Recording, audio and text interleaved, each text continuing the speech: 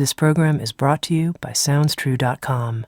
At SoundsTrue.com, you can find hundreds of downloadable audio learning programs, plus books, music, videos, and online courses and events. At SoundsTrue.com, we think of ourselves as a trusted partner on the spiritual journey, offering diverse, in-depth, and life-changing wisdom. SoundsTrue.com. Many voices, one journey.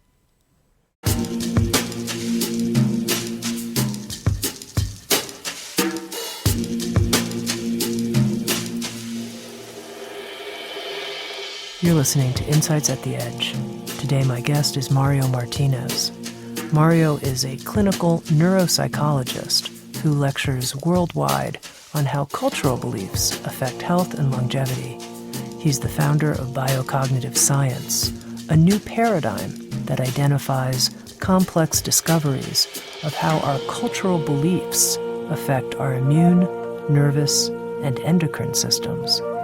With Sounds True, Mario Martinez has written a new book called The MindBody Code: How to Change the Beliefs That Limit Your Health, Longevity, and Success, where he challenges the reader to embrace a radically new paradigm for health and well-being and reveals the way our cultural beliefs impact our immune system. In this episode of Insights at the Edge, Mario and I spoke about moving beyond the pale, how we can express excellence in our lives, even if it means being more successful than others in our identified tribe. We talked about 3 archetypal wounds and what Mario calls their healing fields.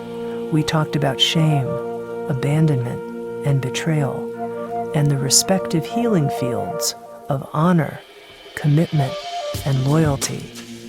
And finally, we talked about what it means to feel worthy enough to actually make changes in our lives.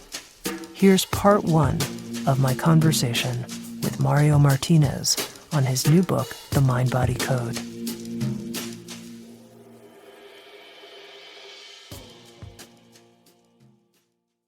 I'm delighted to be here today with neuropsychologist Dr. Mario Martinez. Mario, I think of you as an original thinker, and that's not an easy thing to find, someone who has a lot of original ideas to contribute.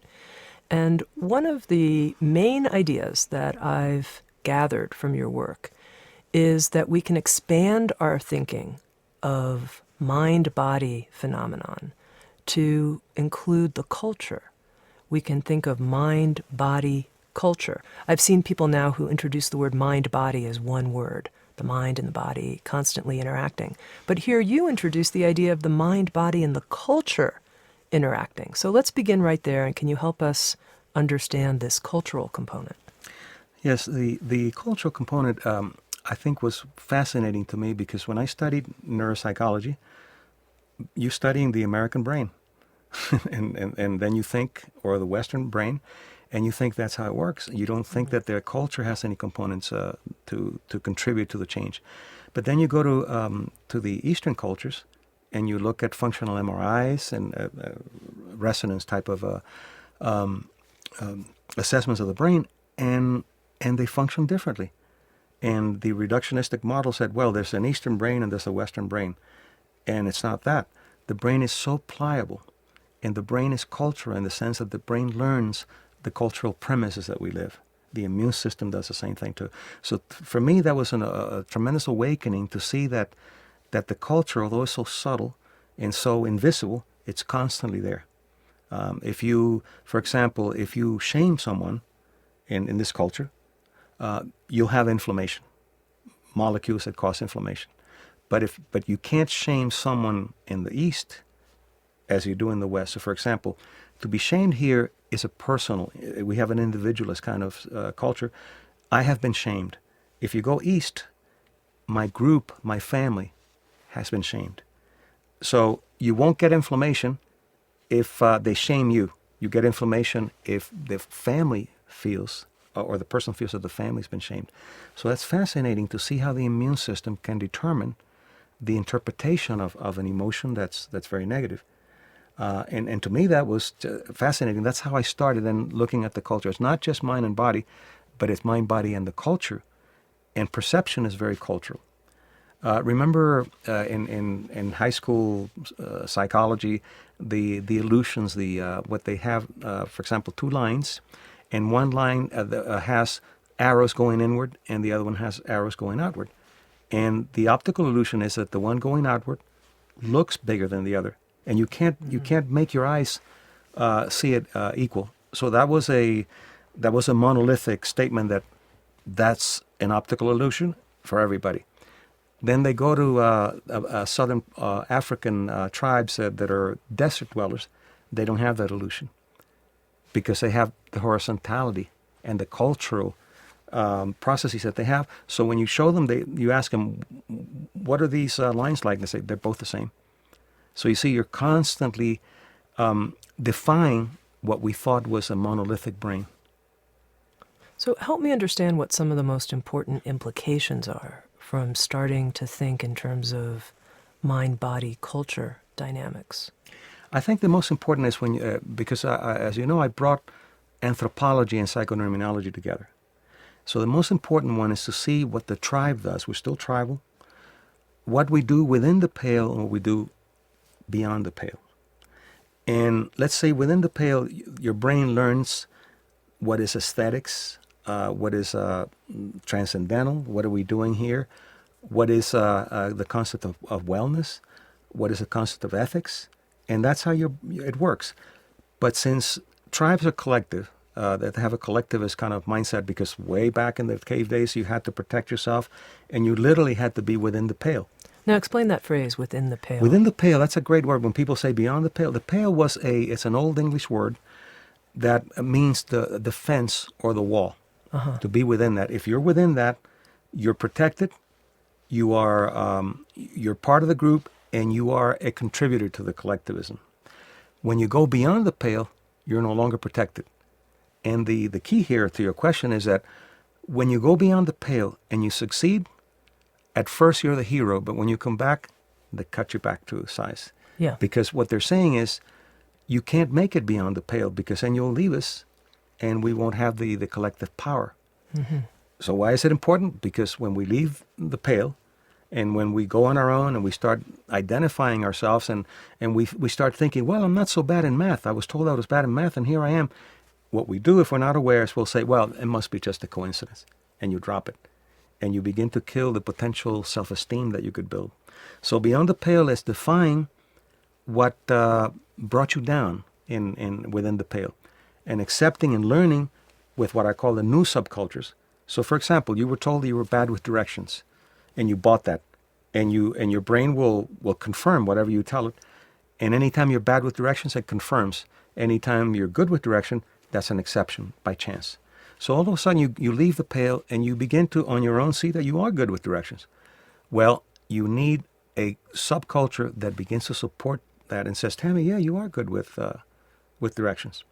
And that subculture is what we try to work. When people come out, this is why placebo doesn't work without support. If you have a placebo effect, which is the beginning of healing, and it's not supported by a cultural editor or someone powerful in the new subculture, it dies. But if it's supported, it continues the healing process. Now let's talk about this idea of moving beyond the pale, because I can think of so many examples where people have done that. They've been extraordinary in a certain kind of way. And before you know it, everybody's trying to tear them down. Yes. And it seems like now there's a disincentive to be extraordinary. So how does somebody get beyond that in their life? Well, we're still tribes. We're still tribal, and we're still going to do the collective. One of the things to do it is to be aware that you're controlled by that collectivism. And what you need to find out is, how are you going to be punished when you go beyond the pale? The 3 archetypal wounds that I talk about in biocognition. Are you going to be abandoned emotionally? Are you going to be betrayed? Or are you going to be shamed? And the reason you have to know that is so you know how to heal it. Mm-hmm. When you're beyond the pale and you go back to visit and they tell you, I've worked with some very well-known country music people, artists, and they go beyond the pale and they're the heroes. But when they come back, oh, so you don't have any time for me. Shaming.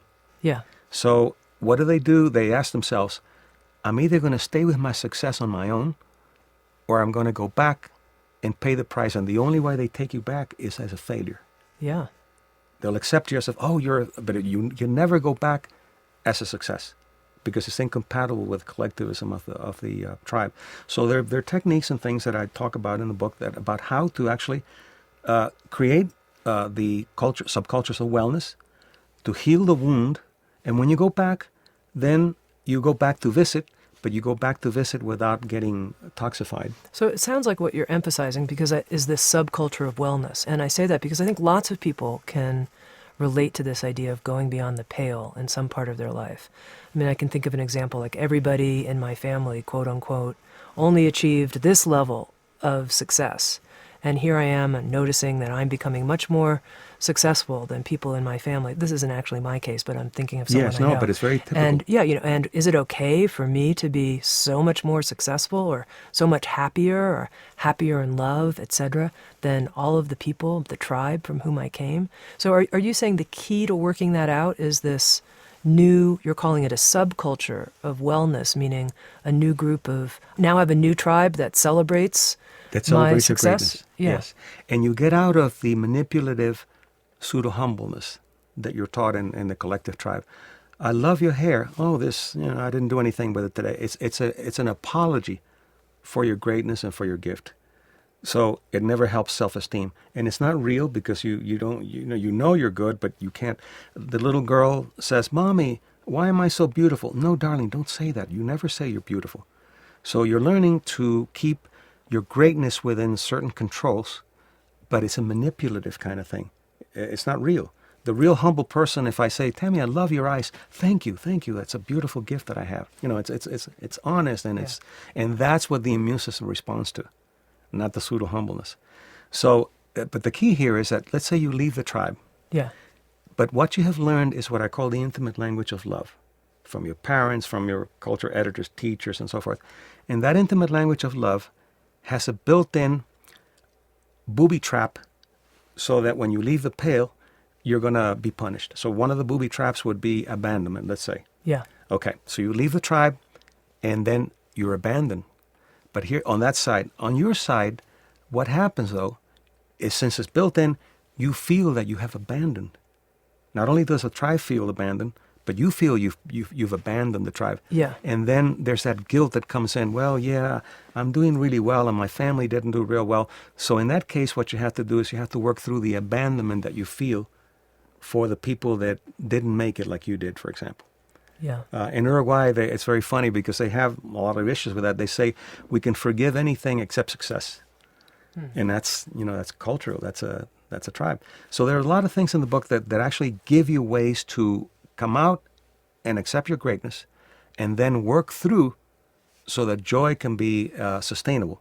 Joy can be dangerous if self-esteem is low. Now, you used an interesting phrase. You said the culture editors. What do you mean by that? The cultural editors are the people that shape you, and these are the people that the culture endows power in a context. A doctor in a hospital, a clergy in a temple or a church, a father, mother at home, teacher in school. They have a lot of power for nocebo and placebo. They can do harm or they can do good. And those culture editors actually shape you. They tell you who you are, not who you think you are. And of course, you have personal experiences that tell you I'm good here or there, but they basically shape you into who you are for your own good.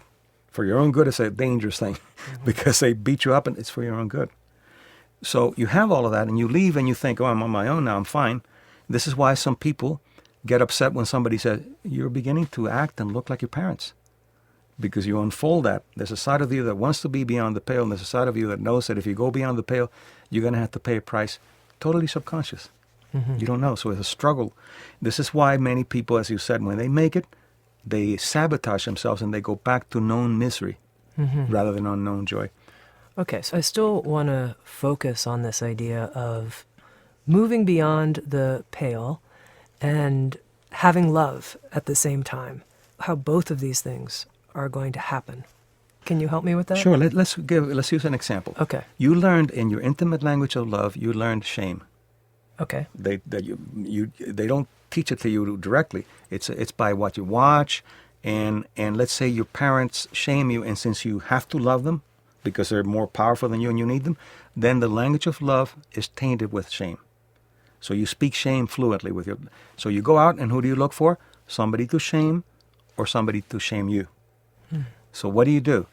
Each of the wounds has a healing field. So what do you do with that? Knowing that you have that wound, and let's say your partner has a wound of abandonment, you create a subculture with your partnership where you're going to be living a consciousness of commitment, which is for abandonment, and honor, which is for shame. And as you do that, not only do you create what I call the pristine love, you create pristine love, but your health improves because you're no longer living within the pro-inflammatory kinds of things that happen with shame and the cortisol that you feel when you're in abandonment. Okay, so let's break this down for people, because you mentioned this 3 archetypal wounds: abandonment, shame, and betrayal. And you've been starting to refer to them. And that each one has, we could say, an antidote or a healing field. Yes. And you've been starting to speak about that. Abandonment has the healing field of commitment. Shame, the healing field of honor. And betrayal, the healing field of loyalty. Okay, now this is a lot, I think, for people to take in, but let's see if we can break it down. So first of all, how did you come up with these 3 archetypal wounds and these 3 healing fields? How did you develop this model? That's a great question because it's really important to clarify. As I was looking at different cultures, I was looking at how people were wounded. And I couldn't find anything beyond those 3 anywhere I went. For example, guilt comes from shame, and anger comes from betrayal. You subsume everything under those 3 in every culture that I studied: African, Asian, actually doing field work in those places. So I felt those were archetypal, and I call them archetypal because they happen everywhere. The culture will decide how they're going to shame you, but shame is the cultural archetype that's used to keep you within the pale. Okay, and then this idea that each of these wounds has what you call a healing field. And what do you mean by a healing field? A healing field is one that actually resolves the wound at an intellectual, at a cognitive, and also psychoneuroimmunological level. And I also found that every culture has honor, they have commitment, and they have loyalties that are really important for a society, for a culture to have. Those 3 things, if you have those 3 things, you don't need to learn anything from biocognition, but it's very difficult because we're taught that language of love that's entangled with the wounds. So as I was looking at that, and I challenged myself, I got to find the 4th one. Never did. And I found the healing, talking to shamans, talking to doctors, talking to people that do healing, whether it's Western science or Eastern mythology or whatever. They had intuitively ways of working through the shame with honorable kinds of things. And if you didn't learn honor, you never got out of your shame. It can't be dealt with intellectually. So help me understand an example of that. You're talking about someone who experienced a lot of shame. And I presume all 3 of these might be present in our life to different degrees for many of us. Yes. Many of us carry all 3 Yes. archetypal wounds. And one is more salient, but you're right. I carry all 3. Yeah. And one is more salient than the other. But I'll give you a clinical example. Okay. So it's real clear. This man was very wealthy. He came from a small town, and his father was the town alcoholic. And his father died because he bet someone that he could eat glass. Ouch. While he was drunk. Ouch. So he was not only the alcoholic, but he was the son of the man who ate glass. Tremendous shaming. Yeah. Tremendous shaming. So he starts doing really well, and he loved to play the Cuban drums. Okay. So what does he get? He gets inflammatory, gets arthritis, left hand and right hand. It wasn't his foot, it wasn't his eyes. It was to kill the joy. So he couldn't play the drums that he loved. And then he started having financial problems. So come in to see me, and we start working on it. So what we did, the technique is that we went back to the times when he felt the shame. And he remembered that hearing on the radio, this gentleman thought he could eat glass, and the shaming. And where do you embody that? Where did he feel that? The moment that he felt that, the pain intensified around the hand, the left hand mainly, and the inflammation was there. So we did the embodiment. First, you have to embody the wound. What is it that you feel? How is it manifested on the body? And because the immune system is very biosymbolic, it responds to wounds as it does to pathogens. So we did that. Then the healing field was, okay, let's go back now, and this is under relaxation, not hypnosis, under relaxation. Let's go back to the first time that you felt honorable. And since he lived in a lot of shame, it's hard to identify something honorable, so it's not easy. So we worked on it, and he got to a point where he found that when he was 9, he was a big guy, and he protected a little boy from being bullied. And he felt very proud of himself, and he felt... Yeah. And, okay, where do you feel that? And what happens is, since honor is a much more evolved emotion, you feel it just radiating all over your body. The shaming and the other wounds are very primitive, and you feel it more localized.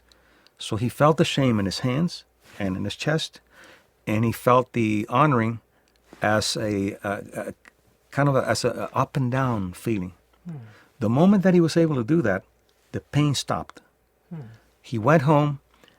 He called me 3 hours later, and he said the inflammation is gone and never came back. Now, that's not something that happens all the time. Yeah. These are exceptions. Sure. But then I started researching shame as an anti-inflammatory, working with women who have rheumatoid arthritis. And I say women because it's mostly women, rheumatoid arthritis. And clinically, been able to show significant improvement. And now in Uruguay, we're going to be testing the immunological components of the anti-inflammatory value of honor. So if I want to bring more of this healing field of honor in my life, I can think back to times when I acted honorably and feel that experience, see myself in that light. Are there other things? Can I start acting in more honorable ways? That Yes. sounds like a good idea. No, exactly. That's the next step. Because the brain is evidence-based. You can't tell it, oh, I'm honorable. And the brain's going to say, if it could speak, anthropomorphically, show me the evidence. So what do? You go back to the evidence that you have and you embody it, and then you begin to look for new evidence of honor in your life. And all of a sudden, the healing starts. I'm honorable here, I'm honorable there, and you embody. Every time you're honorable, you embody it. You have the print, the fingerprint of what it feels like to be honorable. But what will happen is that when you're in the shame, your body will let you know immediately. And we know we're in the archetypal wounds when we overreact to something. Yeah. Somebody says you're late. Well, what do you mean I'm late? And Yeah. you're putting the history of the wound. Yeah. And at that moment you stop and you do the technique, it cleans it up. It's so deceptively simple, or deceivingly simple in a sense, that you don't think anything's going on. Yeah. You think, oh, I'm not doing anything. And then all of a sudden you say, oh, I'm feeling better, or I'm not beating myself up anymore. Another good thing is that the brain is very intelligent. If you catch yourself doing something and you punish yourself, it's not going to remind you again. But if you say, I caught myself being shameful, I'm going to celebrate that. I'm going to celebrate that I caught myself. Yeah. What the brain does, it helps you catch yourself more. Yeah. Now, I notice, Mario, as you take me through some of these examples, I go into a slight dreamy state listening to you. I start dreaming about my own life and the lives of people I know, and I want you to go through, therefore, a couple more examples to help really illustrate the point, because I think you've now taken us through an example of shame, but let's backtrack to an example of abandonment in someone's life and how commitment is the healing field for abandonment. Okay. First, I think to give the audience a better understanding, they each have a temperature and they have a physiological, almost a psychoneurological. Shame feels hot because it causes inflammation, and inflammation is hot. So when you're shamed, you feel hot. You notice that your throat gets red, and you feel that's a physiological response to a word. Abandonment feels cold, and you feel more of the cortisol and the constriction of blood. That's where you get cold. And the betrayal is hot, and you have quite a bit of cortisol in an aggressive way. You feel angry. Yeah. When you're betrayed, you feel angry. You don't feel ashamed, and you don't feel cold. You get angry and hot. Yeah. In Spanish, they say, me calenté, I got hot, which is another way of saying I got angry. Yeah. So it's there. So you have to know that. So you know that how you feel. Now later, you can get angry at all three because you're an adult. You can get angry when they shame you, and you get angry when they... But initially, that's how it works. But let's take abandonment. Okay. Okay, you are at a meeting. You're coming into a meeting, and you're late. And the person who's running the meeting says, I can always count on you on being late. And all of a sudden, you feel this anger. Yeah. Initially, it was cold, but now it's anger. And you're overwhelmed. So what do? You realize that you're bringing the history of abandonment. You stop, you breathe. You don't try to get rid of the tension. You breathe, and you say to yourself, okay, now what is the antidote to commitment? What is the commitment that I can make right now? I can make a commitment that I'm going to be on time. I can make a commitment that I can talk to this person and let them know that I have boundaries, that they can't treat me this way. I can make a commitment that I'm going to do whatever I need to do to correct me being late, never blaming, always owning. And that alone gets you out of the abandonment and gets you into commitment consciousness, which is the healing. But the key is to find, if you're overreacting 99% of the time, you're using one of the wounds. So when you talk about commitment consciousness, it's not so much commitment as in a marital commitment or something like that. It's commitment to you. Uh-huh. Commitment to you, honor to you. Why? Because it's your bioinformational field that's wounded. So the bioinformational field has to be committed to you, has to be honorable to you, and has to be loyal.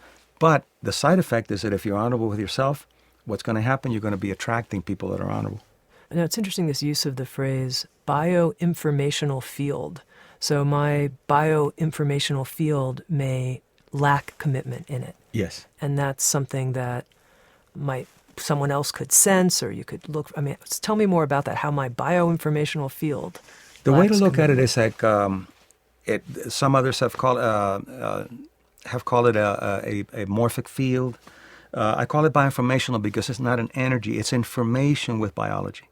And that information with biology is you, and it has horizons. You have beliefs there that, let's say, tall people are intelligent, Asians are good with math, those, or bad with math or whatever. And that's your field. When those horizons get shaken, you either let new information in or you reject it.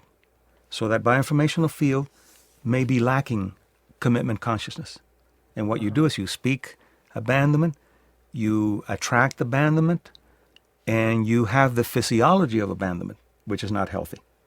So as the bioinformational field begins to change, you say, not only am I going to act committed because there's an abandonment wound here, but I'm going to create evidence of me being committed, and most important, I'm going to look at what I call the emotional vampires that are not permitting me to be committed, that are abandoning me or allowing me to abandon them. So you see, biocognition is really bioinformational in the sense that we have co-authors in what we do. We have a tribe that taught us how we are. And if you don't look at it as a systems approach, change doesn't occur. That's why change is so difficult.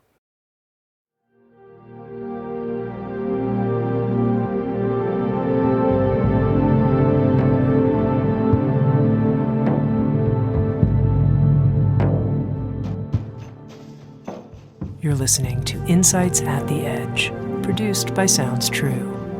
We welcome you to learn more about our collection of more than 1,000 learning programs and receive 2 free gifts just for visiting us. Just go to SoundsTrue.com/free gifts. That's SoundsTrue.com/free gifts. And now, back to Insights at the Edge.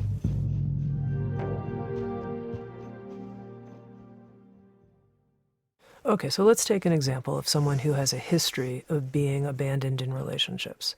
All my partners leave me for somebody else, something like that. That's their story. It's happened, half a dozen times. What could that person do in terms of bringing in this healing field to change that bioinformational blueprint, if you will? That's a good way to put it, yeah, blueprint. Well, first is to realize that they are co-authors in the abandonment. You're not being abandoned, you're a co-author. Not to blame, but you're a co-author in the abandonment. Knowing that you're a co-author in the abandonment, you can empower yourself and say, okay, if I'm a co-author, then I can change that. How did I contribute to that abandonment? And what were the early signs that I didn't pay attention to? And you'll always find them. You say, oh, I know this wasn't working, but I thought that love could conquer. Because you may be ready to change, but your co-author, your partner, may not be ready to change. So that's the first thing you do. And the second thing you do is you ask yourself, how am I abandoning me in the process? And you begin to work on yourself. Let's say the relationship is over. Great opportunity for you to learn commitment to self. So as you do, the bioinformational field changes. The sense of who you are changes. And you begin to attract, that's why alcoholics attract alcoholics, and people that have been sexually abused attract people that have been sexually abused, because it's an intimate language of love.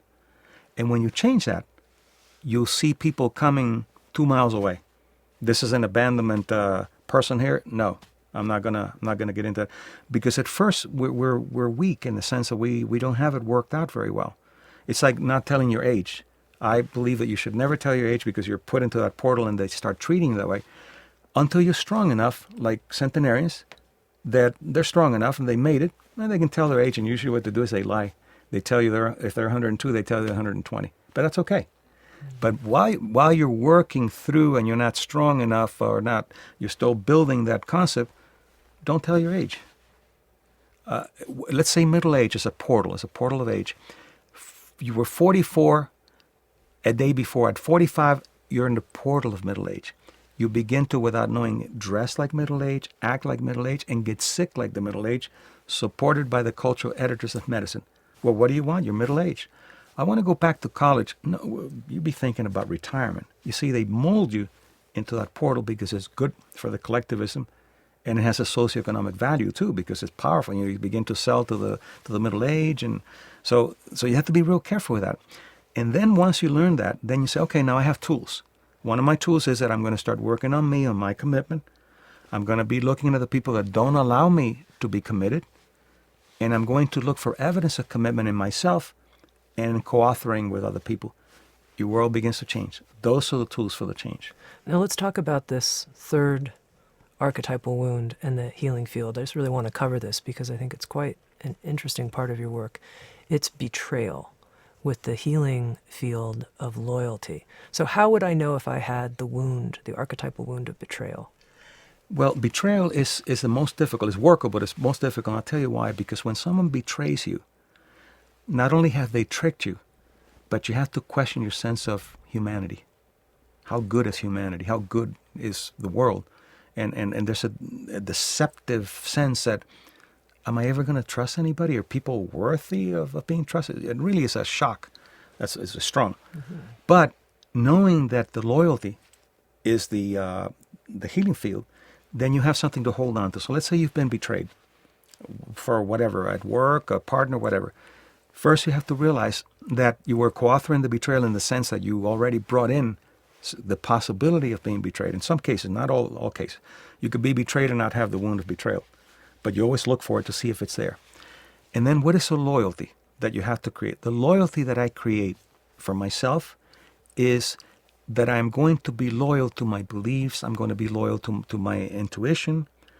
And the question that people come up is, so what's the difference between commitment and loyalty? And the difference is, commitment is a commitment to a situation, to a person, to a belief. The loyalty is a commitment to something much greater than that, something that is much higher at the bioinformational level. It's a commitment to something greater than yourself, much higher than honor, much higher than commitment. It's, I am loyal to this belief at any price, and so it's a commitment to a devotion.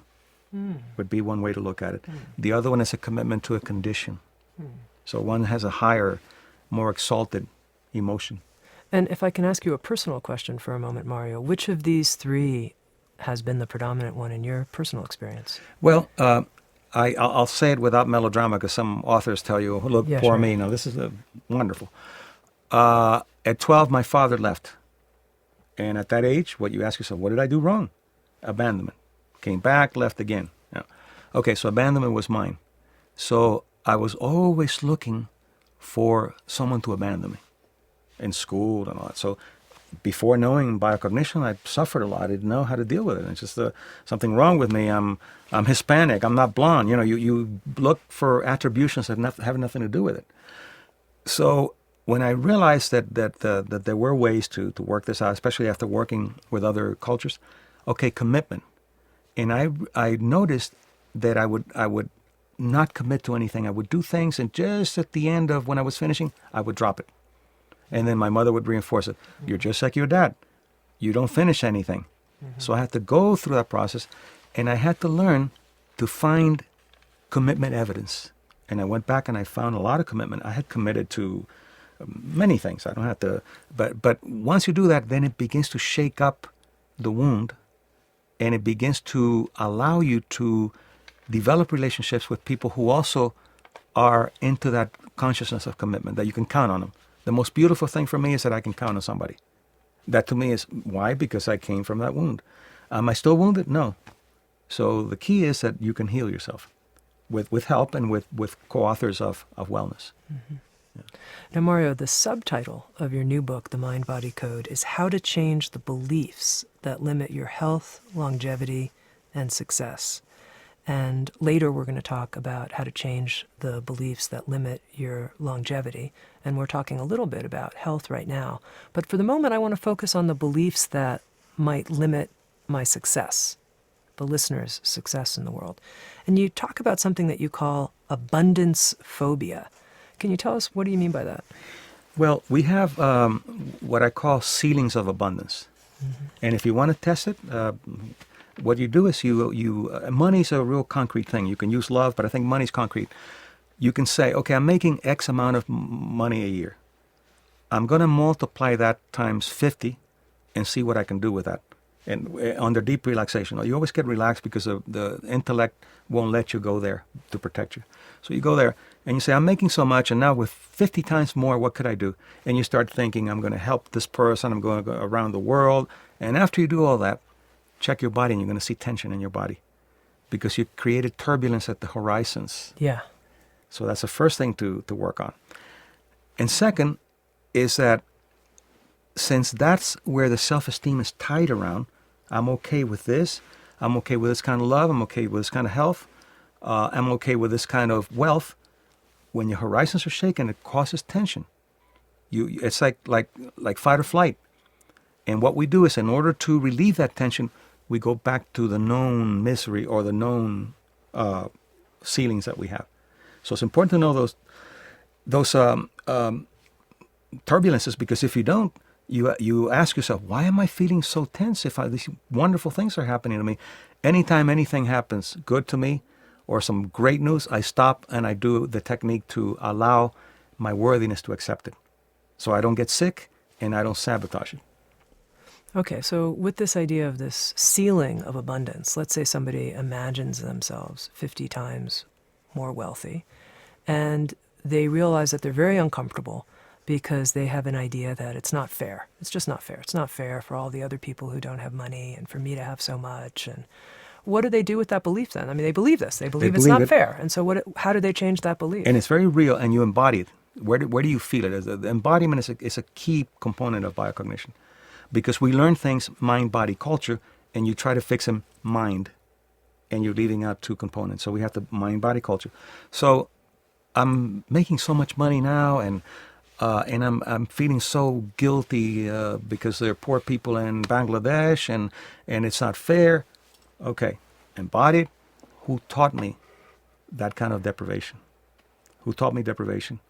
And whoever taught you deprivation, you're going to have to betray, abandon, or shame if you want to go on. And let's say it's quite burdened with the fact that I learned that from the church or my religious institution of some kind, or I learned that from my family. And so, those are the last people I want to betray. Yes, exactly. So you see it, you have a real existential and transcendental conflict there. Yeah. If I make it, I'm going to have to betray the people that love me, or the people that took care of the people within the pale.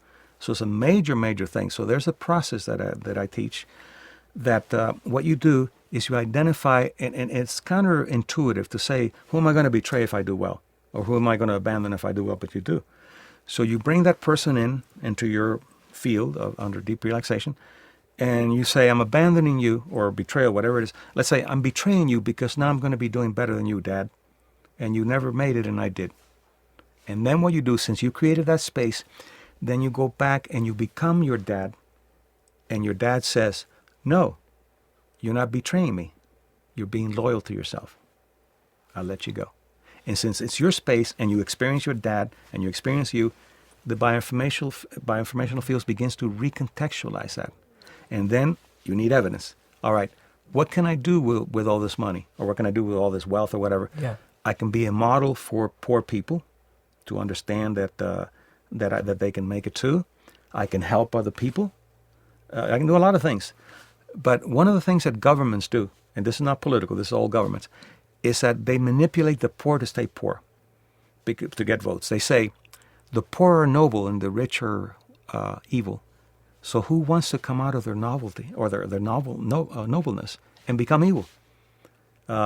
So what they're saying is you got to stay poor because you're noble when you're poor, but if you come out, then no longer. And I think that when you're wealthy, you can be just noble as you were when you were poor, and socioeconomics has nothing to do with the character. You could be evil poor or evil wealthy, but in order to expand the abundance ceilings, what you do is you make a commitment that money is gonna have some value to you, to your family, and to other people. The philanthropist archetype comes out, and that kills the deprivation guilt. You know, I noticed that for me there's a question running through our conversation that I just want to make really explicit, which is, from your understanding of mind-body culture, biocognition, how do people change? How do people actually change? And I say this because many times people say, I tried all these different things. I know what I'm supposed to do, but I don't do it. I read this book on XYZ and I'm still not changing. And it seems to me that you're getting into some of the root system, if you will, of what could be stopping the impediments to real change. So, okay, Mario, how do people make the changes they want to make in their life? That's a great question. If you're not ready to answer questions practically with your theory's weak. So that's a great question. The most important thing is when people said, I tried this, I tried that, they either tried it intellectually or they tried it emotionally. They went to a workshop and they cried and they did all these wonderful things. That's emotional. Or they intellectualized and they understood that not enough. It's necessary but not sufficient. So what do you have to do? You have to, number one, identify that if you make a change, you're going to have to wound somebody. And if you make a change, you're going to have to give yourself evidence that you're worthy of the change. And when we don't change, it doesn't matter what it is, I will argue that you don't feel worthy of the change. So you have to work on the worthiness before you try to make the change. And in the book, I talk about how to prepare yourself for change. Because you just can't change. It doesn't work that way. You have to prepare the terrain so that then you can do the change with sustainability. Let's talk some about that, being worthy of the change. Because I think you've done a good job of describing who I'm going to have to be willing to disappoint or who I'm going to have to ask to have a different view internally of my success. But now the second part, I have to be worthy. Be worthy. Yeah, so help me with that. Okay. The worthy, again, practical. The way that I break down self-valuation or self-esteem is into three parts, and we have to work on that to create our worthiness. Worthiness means that I can allow an abundance of love, health, and wealth without sabotaging it or getting sick. That's how I define it. Okay, so what do? The three parts, very operational parts of self-esteem. One is the valuation of self-esteem. How valued do I feel in good things happening to me? How much value do I give myself? The second, and I'll give you ways of getting into it, but the second one is the competence self-esteem. How competent am I at what I do? And the third, which nobody looks at, is the affiliation self-esteem. What quality of relationships do I have? They look at it indirectly, but not in an operational way. And as you know, in biocognition, I take things that are very complex and I make them very simple. Very simple to work on that. How do you bring up the meter on valuation? And how do you bring it down? You bring it up when you make self-caring commitments and you keep them. When you break them, it goes down. And it could be, I'm going for a walk today. Your friend calls, let's go to a movie. Okay. You break it, goes down. No, I'm sorry, but I have you can say anything you want. But the cultures don't support that. See, the cultures support the value of the collectiveness. You're not worthy. If you say, and they support illness because you say, no, I'm going to spend some time with myself. I'm going to meditate. Oh, you can meditate some other time. But if you say you have a migraine, okay. So illness becomes a passport to set limits. So then what do? You work with valuation, self-esteem, and you begin to look for evidence, always evidence-based. The second, competence, is a lot easier because are you good at what you do or not? If you expand your learning, which the brain always needs to expand the learning, competence, self-esteem goes up. Workshops, doing things that challenge your intellect, improving your relationship, improving what you eat, anything like that brings it up. What brings it down? Stagnation. Doctors or psychologists or pediatricians or whatever, oh no, I don't go to workshops, I don't need any of that, and they stay where they are. Competence, self-esteem goes down. And you can see, for example, where a CEO of a multi-billion-dollar company, extremely competent, and he gets home or she gets home and gets beat up by the partner emotionally. They have valuation self-esteem, competence self-esteem, but they don't have valuation self-esteem. Mm-hmm. And the third, which is so important too, the third is, who are the quality people that I bring in to share my abundance? And every time I ask a centenarian throughout the cultures, what is your concept of wealth? The quality of the friendships I have. All of them. They could have a lot of money or not money. So the affiliation self-esteem I learned when I was doing the field work in anthropology, that, what matters is that, and here's where the subcultures of wellness come in too. If you don't have affiliation self-esteem, quality people to support your wellness and all that, then you may have competence and valuation, but you're alone in a cave. And health requires all three of them. So then that's how you build your worthiness. And once you build, and that in itself is a task before you try to do anything with abundance. That it's a step before. It's creating the terrain. Yeah, part of what I'm curious about is, let's say somebody wants to do something relatively simple in terms of making a behavior change in their life. Let's say somebody wants to lose weight. They have all the intellectual knowledge in the world. It's not that simple. Exercise more, eat less calories, however you come up with that. But they're not doing it.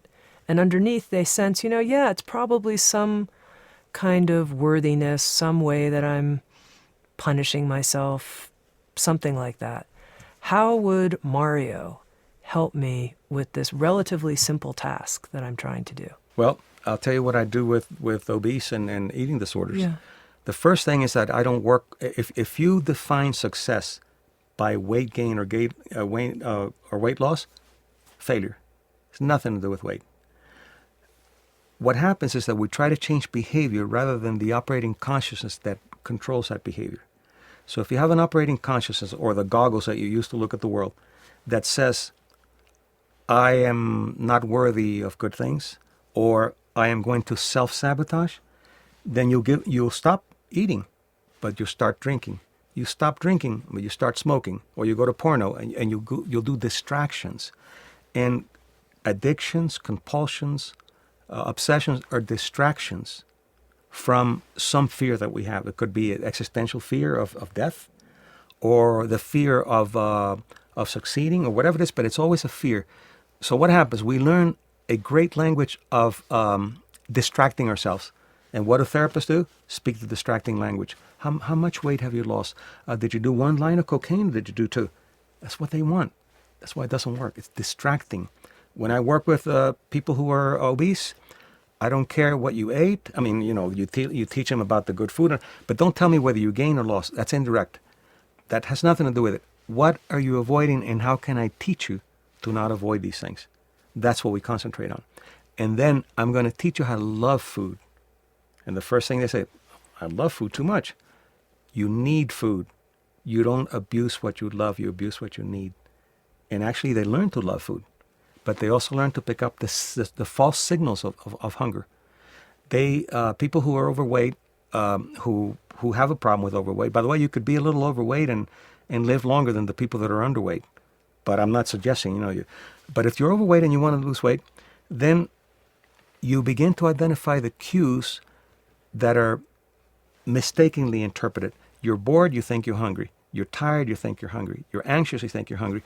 So we give them ways of identifying the signal and responding with the correct tool. Then whatever is left, you love it, and you go eat and you love. And if you abuse you're not loving it. Okay, I'm not loving it. I abused it. Next time I'm going to love it. But I'm going to realize that I was listening to a cue of anxiety rather than a cue of hunger. And you're teaching your physiology, your mind-body culture, you're teaching it that these are the cues that I'm going to respond to, not to any cue. That's very helpful, Mario. Now, I want to draw a quote from the book that I think is appropriate at this point in our conversation and have you talk about it, which is beyond just something like trying to lose weight.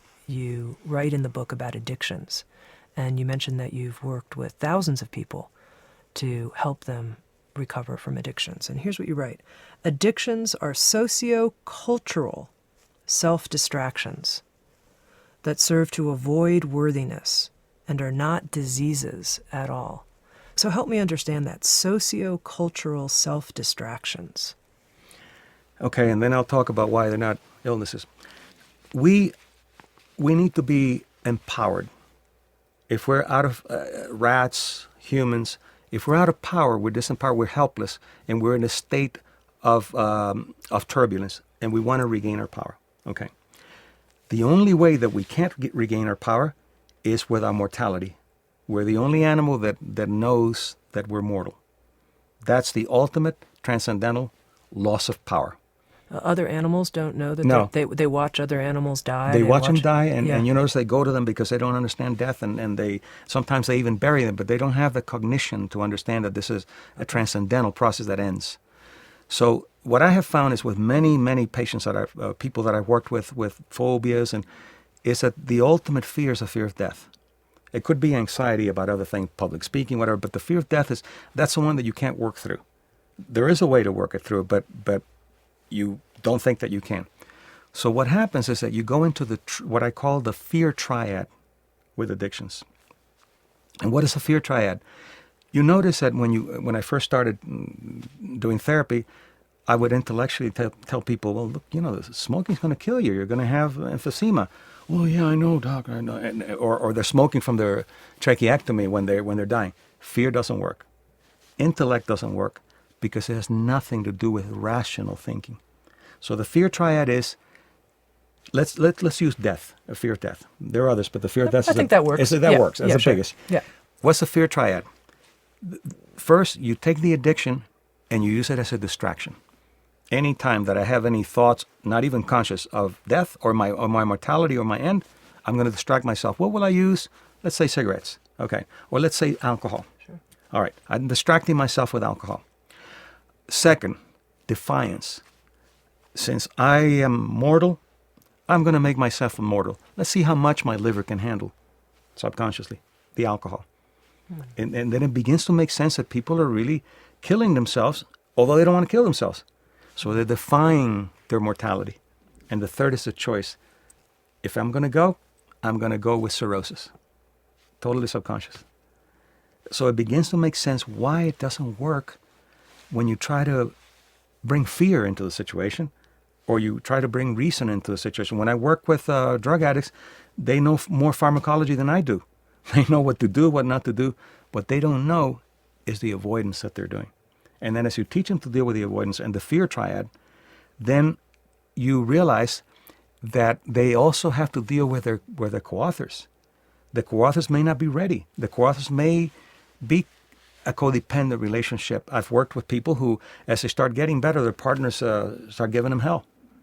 Because then they're going to have to face, now I'm not drinking, and now I'm going to have a reasonable conversation during dinner with you.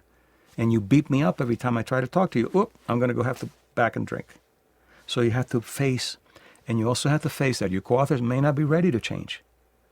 So you may not be able to be with that person if you want to give up your addiction or whatever it is.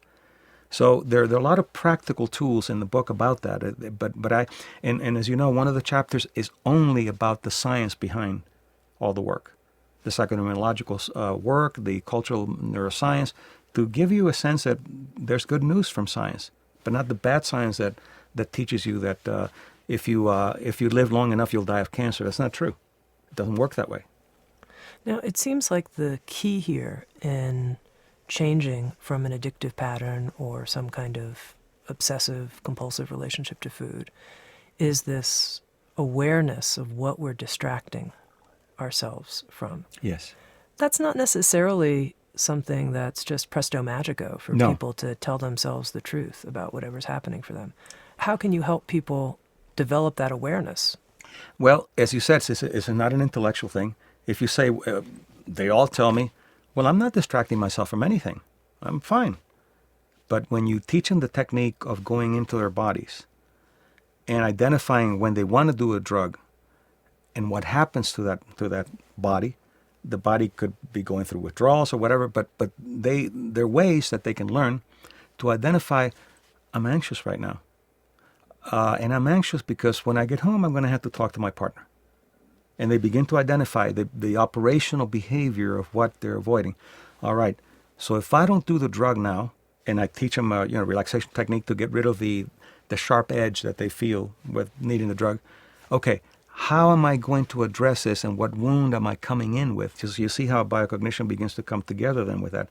I'm afraid to confront because I was damaged and wounded with abandonment. So my partner's going to abandon me emotionally or physically when I confront. But as you work the healing fields, you build up your self-esteem and your worthiness, and you can confront that. So it's a complex process, but with practical tools. It's not an overnight thing. And there's some people that I have had patients who would rather die than change because they didn't want to go to the third level of change, which is I have to confront my environment. They would literally rather die than set limits. Yeah. And that's okay. If that's what they want to do, you respect it and you go on. You said an interesting quote in this conversation. Illness becomes a passport to set limits. I mean, that was so worthy of note. I wrote it down here during our conversation today, that people will get ill as a way to set limits versus speaking up for themselves and saying, I want time alone, or I can't give you what you want, sorry, or whatever it might be.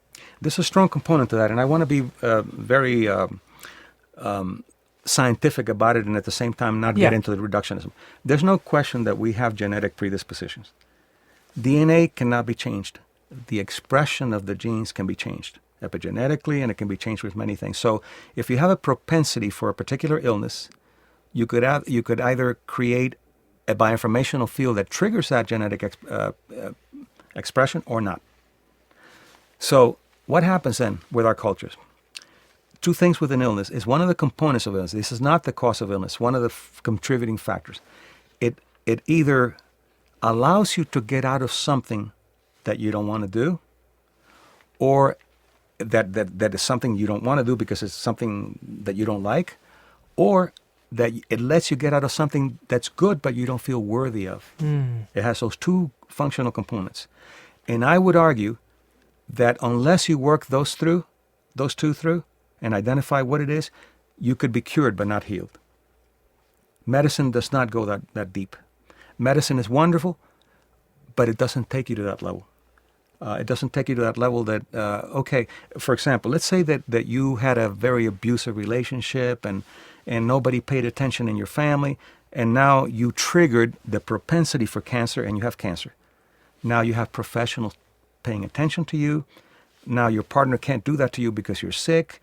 Your family's paying attention to you. Do you think that you want to heal and go back to what you had before? No. So in order to change, in order to really have a healing that's sustainable, you have to change where you came from. Otherwise, the body will say, no, you're going to go back to pain, stay with the cancer, in a sense. But there's no question that there's genetic and environmental. But I would say that the strongest in all of this is the one that I'm talking about. Why? Because you don't see the pathology of aging with centenarians that you see. And by the way, I only work with centenarians that are healthy because I want to know healthy longevity. I don't want to know unhealthy longevity. That's not going to teach me anything. Healthy longevity is going to teach me something. And anytime I talk to a healthy centenarian, I have nothing to teach them. I can't teach them anything. They're teaching me. And that brings us to the end of the first part of our program. In the second part of our conversation, Mario, I want to pick up with this idea of healthy centenarians and what we can learn from them. It's great talking to you. God, I mean, honestly, I keep going into this semi-dream state. Now, you talk about this in your Yes. work, this semi-dream state. Yes. What is it? What's happening to me over here? What's happening is that as I talk to you, things are exploding in your bioinformational field, and you're getting excited about the things that could happen. But also, I think that what it does is it's giving you concrete tools, pathways to look at things, not just worthy kinds of things. And it's not poetics. It's information that you can apply. My bioinformational field is definitely being affected. Good. Mine too. And when I talk about it, I get the same thing too. I'm learning from myself constantly, so it's a great thing. Yeah. This concludes part one of our conversation with Mario Martinez, the author of a new book, The MindBody Code: How to Change the Beliefs That Limit Your Health, Longevity, and Success. SoundsTrue.com, many voices, one journey. Thanks for listening, and stay tuned for part two.